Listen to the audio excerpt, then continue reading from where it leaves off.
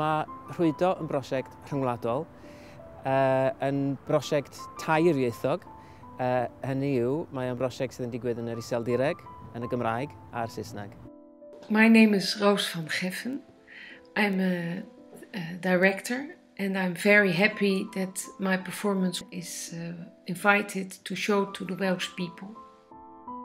Mi ddos i ar draws y prosiect yma gyntaf yn yr Iseldiroedd mewn gwyl theatr o'r enw Gwyl Wrol ar Ynys Terschelling yng Ngwlad Fris. Ac mi fys i'n trafod wedyn efo Roos van Geffen, y gwneithurwr theatr, y syniad o addasu y gwaith a dod â fo draw yma i Gymru. Darn o theatr gorfforol ydi o, ac mae'r cyfan yn digwydd mewn shed fawr las, a mae bosib gosod y shed yma unrhyw le. Y mantais hynny mewn ffordd ydy bod ni yn gallu mynd ar prosiect yma i lefydd lle fydda ni fel arfer ddim yn gallu mynd â sioia. Mi fyddwn ni'n gosod y shed mewn aml leoliad drwy Gymru, yma yng Nghaerdydd.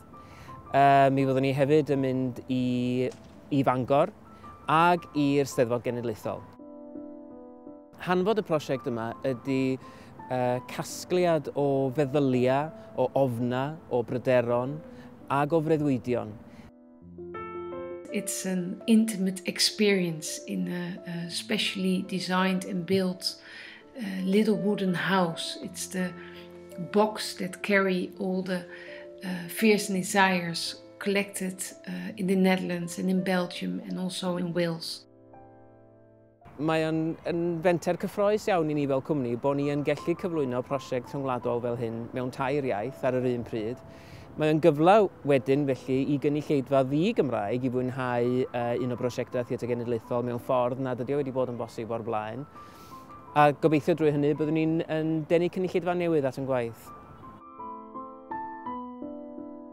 It's a performance in which you can experience serenity and calmness, but it's also funny and it can also be a touching experience.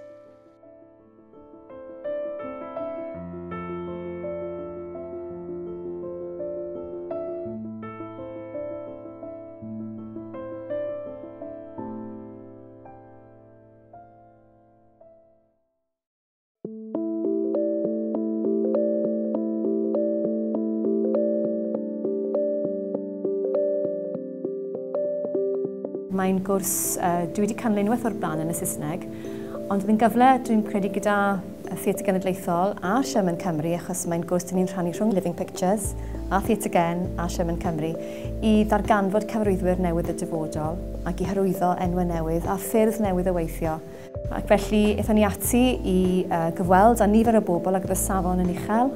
Dyn ni'n gweithio nawr ers mis Medi, ac dyn ni'n gweithio tuag at llwyfannu tair drama newydd gan Mike Povey, Branwen Davies a Carl Lewis.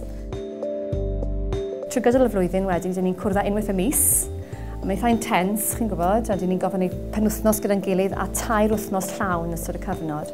Ac dyn ni'n gweithio efo pobl fel Mae Roos, mae'n dod mewn i siarad am safle, chi'n gweithio gyda safle arbennig. Mae Sasha Wes, oedd yn gyn associate yn Royal Court yn dod lawr i siarad am ei gwaith hi ar awdur Mike Bartlett. Mae Steve Waters newydd fod gyda ni yn siarad am ei waith hi, oedd yn lyfr The Secret Life of Plays. Mae Sian Summers yn mynd i drafod Gwenlyn Parry. Ac felly mae'r holl gyfleuon yma mewn ffordd yn gyfle iddyn nhw ddeall pa fath o gyfarwyddwr ydw i, pa fath o waith dwi eisiau creu, a beth yw gwir ystyr y gair ysgrifennu newydd.